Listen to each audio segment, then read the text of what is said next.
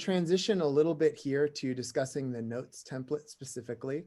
We're going to go through each page of the IEP form, each form of the IEP, and discuss how that's addressed in the notes template and how specifically to document each area of the IEP in the notes page itself. So just if you're just joining us, I'm Brian Wager, a program specialist with Moreno Valley Unified, focusing mostly on the high school ED programs, on behavior, and students in the non-public school programs. Hi, I'm Michelle Ballesteros, coordinator of mild to moderate programs. Hi, I'm Audrey Butler, program specialist for the mild moderate elementary programs as well. Crystal Clark, district office program specialist, elementary mild moderate programs, Audrey's partner in crime.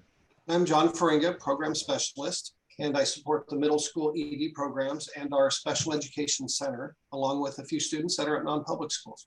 Okay, so now we're going to go into the actual IEP, following the collaborative IEP agenda. And the first thing on the agenda is the introductions and the sign-in sheet. So many times we have parents that participate at our school. They're at our school a lot of the times. They participate in our classroom or volunteer. They're on committees, APAC or ELAC or PTA, and they're at our schools a lot. But some of those parents have students with IEPs. So when we have our IEPs, can you guys, one of you guys address the importance of introductions? Do we still need to have introductions even though these parents are at our, on our school sites frequently? And if so, how do we document that in the IEP? You know what, Audrey, that's a really good question. I think it would be presumptuous to assume that the parent knows everyone there at the school. And I think out of respect, it's important that each person introduce themselves to the parent and that the parent knows why they're there in the meeting. Thank you. And would you document the people that are in attendance in the notes as well? I think documentation of each person in the IEP, each participant in the IEP is extremely important procedurally, in both in the IEP and itself, to document who was there, what their roles are, so that we know that required team members are there and we know who participated in the IEP. Including each member who's introduced themselves in the IEP notes page is actually a very important procedural element, so that we can verify everybody's participation who needs to be there, or everybody who was there. Thank you. I think that that's important as well to identify all of the members and their roles, because a lot of times when we take notes, we'll add special education teacher shared, or general education teacher shared. So if we have those names listed along with their roles, then we can clearly identify who that person was and their participation in the meeting. So thank you for sharing that, Brian. What about if there's a team member that's not at the IEP, how would you document that in the notes? Well, typically, if the person's not in attendance, what I would do is write specifically in the notes that an team member excusal was sent out, and the parent agreed or did not agree with that excusal at that time. If the parent did agree with the excusal, I would then note how input was provided by that team member. So if input was provided in writing, I would list speech and language pathologist was excused from the meeting.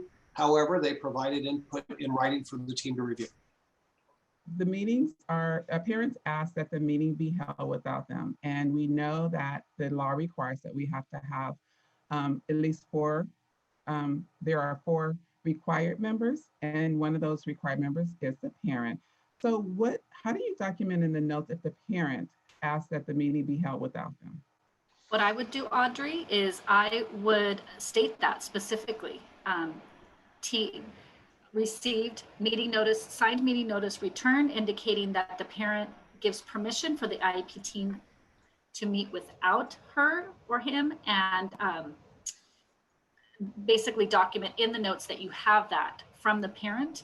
Or if it was a phone call made, say last minute, where the parent is not able to make it, but maybe had already signed saying they would, I would document that in the notes and definitely say parent notified case manager by phone on this date that it's okay for the team to continue with the meeting without her. And then I would add an additional sentence that says IEP in its entirety will be provided to parent, and opportunity to review the IEP will be made. Thank you, Michelle. And now that we're experiencing COVID, a lot of our meetings are being held virtually. So we'll definitely want to document that our meeting is being held virtually. And also, we want to make sure that we review the agenda with the parent and make sure that we document that the team has accepted the agenda as well. So there are times when a required team member is not at the meeting. The entire IEP team is required to attend the IEP. But if there's one that cannot attend, there's a process that we need to follow. In addition to that, we need to document in the IEP that person was not there, as we discussed previously. But what happens if the person, you find out like right before the IEP, it's a last minute that person is not able to attend the IEP? How would you document that in the IEP? I had the joy of this experience about 2 years ago, Audrey. I was in a car accident on the way to an IEP meeting. And so I had to coach a brand new teacher into how to do this. And I was on the meeting notice. They were expecting me to attend just like any other team member. And so we let the parent know that there was a last minute emergency, that one of the team members wouldn't be able to participate for today. And we asked for parent permission to continue without me present. And we provided them an excusal so that they could document that in writing. We also documented it in the notes. That parent was advised that a team member was not able to make it at the last minute. Parent agreed to continue without this team member present. If she had said, or that parent had said that she did not want to continue without me, the team could have said, team agrees to reconvene so that all team members can be present for the meeting at a mutually agreeable time. Thank you, Crystal, because we want to make sure that we follow the law and that we don't have any procedural violations. And to hold a meeting without a team member is a procedural violation. So we want to ensure that we do not have that hiccup.